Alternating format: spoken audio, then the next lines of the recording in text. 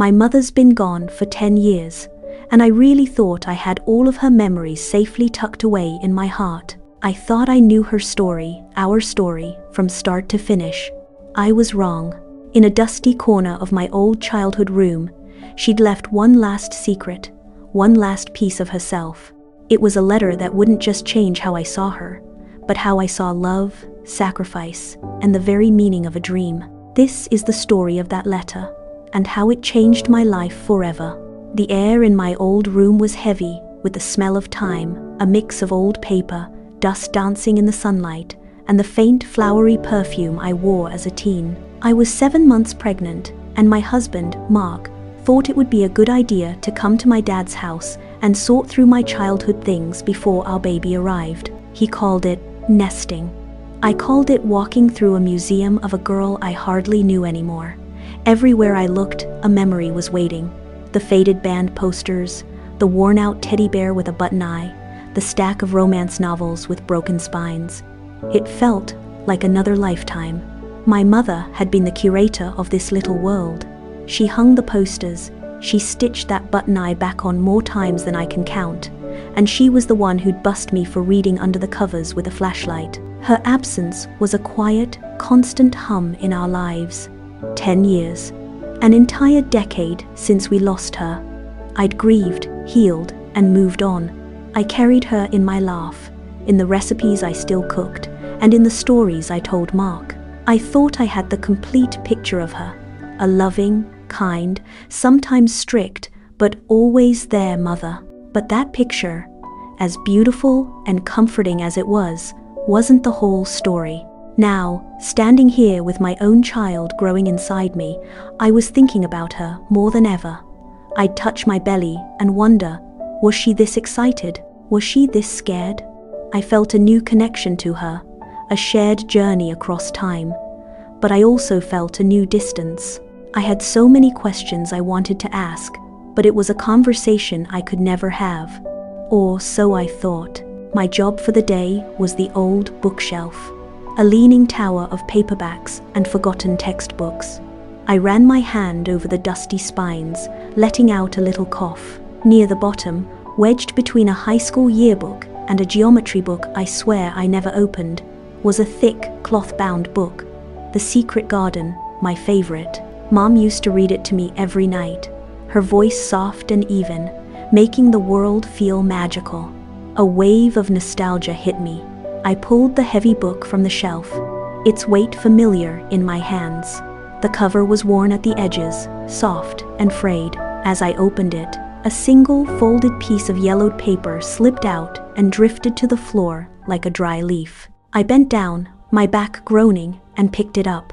It was old, the creases so deep they looked permanent. I unfolded it carefully, and my breath caught. The handwriting was hers. I'd know it anywhere. Elegant, looping, cursive, that was just so her. In the top corner, there was a date from just a few months before she passed away. My heart started pounding against my ribs. My eyes grew hot. A letter I never knew existed, sitting here for 10 years, just waiting. My hands were trembling as I sat on the edge of my old bed, the springs squeaking under me. I took a deep, shaky breath, the dusty air filling my lungs, and started to read. My sweet Sarah, it began. Just those 3 words, and a sob broke free. I could hear her voice in my head, as clear as day.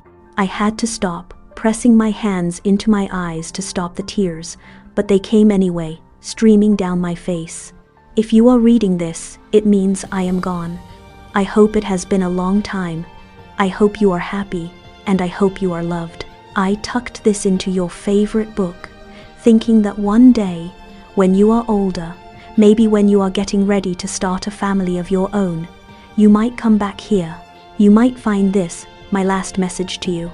There is so much I want to tell you, so much a mother feels but never quite says. We wrap our love up in actions, in packed lunches and clean clothes, in bedtime stories and curfews. We just hope you feel the love underneath it all. But I'm afraid that without the words, the real depth of it might get lost to time. You are my girl, Sarah, my greatest joy, and my most profound love. I love you more than all the suns and all the stars in all the skies. I clutched the letter to my chest. It felt like one last hug, a ghost of her arms around me. I'd always known she loved me. I'd never doubted it for a second. But this letter hinted at something more, a story hiding just beneath the surface of our life. As I kept reading, I realized I'd only ever seen the surface. The real story, the one written in sacrifice and silence, was about to unfold.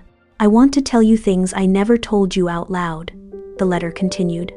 Not to make you feel guilty, but so you understand, so you know the true weight and shape of my love for you. Before you were born, I had a dream. I was a fast typist, good with people. I'd been offered a big job as an executive assistant at a firm downtown. It came with a corner office, a real salary, a future. I held that offer letter in one hand and looked at you sleeping in your crib, and I knew I couldn't do it.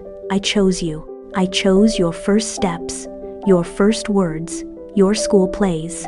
I never regretted it, my love. But sometimes, late at night, I'd wonder about the woman I might have been if I hadn't been your mom. That dream was the price of my greatest joy, and I paid it gladly. But listen to me, Sarah. This is the most important part. I tell you this not so you will do the same, but so you will do the opposite. I want you to chase your dreams with everything you have. Do not let anyone, not even the beautiful child you may one day hold, make you put your own fire out. A mother's love should be the wind at your back, not a cage around your ambitions.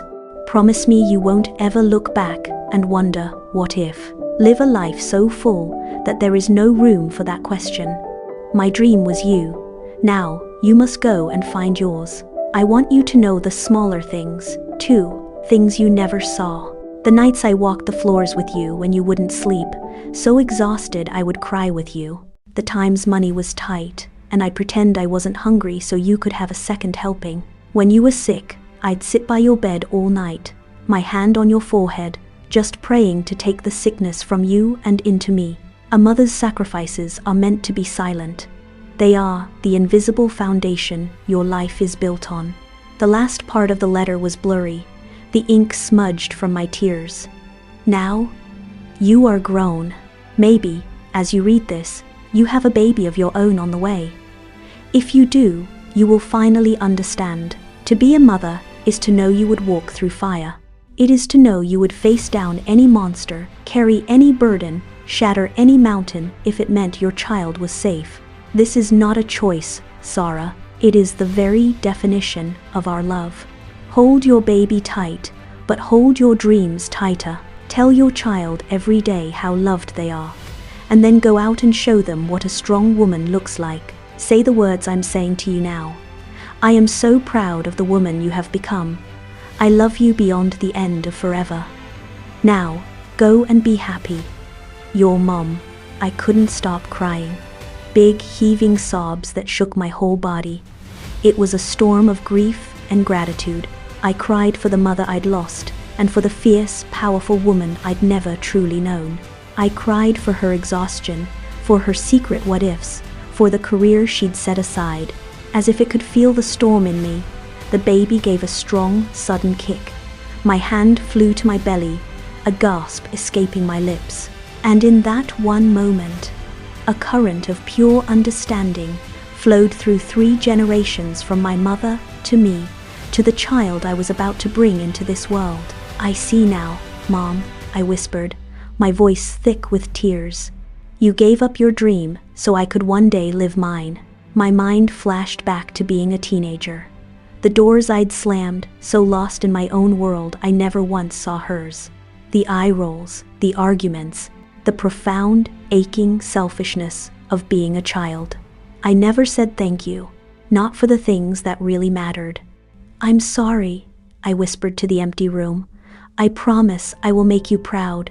I love you so much. Slowly, carefully, I folded the letter back along its old creases. It felt sacred now, a holy relic. I slipped it into the pocket of my maternity dress, keeping it close to my heart and close to the new life kicking just beneath it. I hugged the old book to my chest, feeling my mother's love not as a distant memory, but as a living, breathing force all around me. It was in the sunlight, in the quiet of the house, in the very air I was breathing. From that day on, something inside me was different. The picture I had of my mother wasn't flat anymore.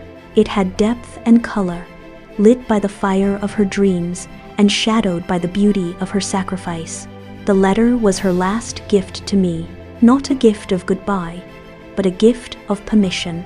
Permission to be a mother, and permission to be myself. As I got ready to bring my child into the world, I made a promise. To my mom and to my baby, I would be a good mom. I would give everything, just as she did. But I would not be silent. I would tell my child every day how much they are loved. And I would tell them the story of the grandmother who loved them enough to set their mother free. Her love wouldn't just be the foundation. It would be the blueprint for a life lived without regret. That old, yellowed piece of paper was so much more than a letter. It was a bridge across time, a conversation with a ghost, and the most important lesson I've ever learned. It taught me that the greatest love isn't just about sacrifice, it's about empowerment. My mother's last words didn't bring her back, but they brought her closer than ever, leaving a dual legacy of selfless love and fierce encouragement that I will now carry forward. A mother's love is a powerful legacy. What dreams have the mothers in your life encouraged you to chase? If this story touched your heart, please subscribe for more emotional stories that connect us all.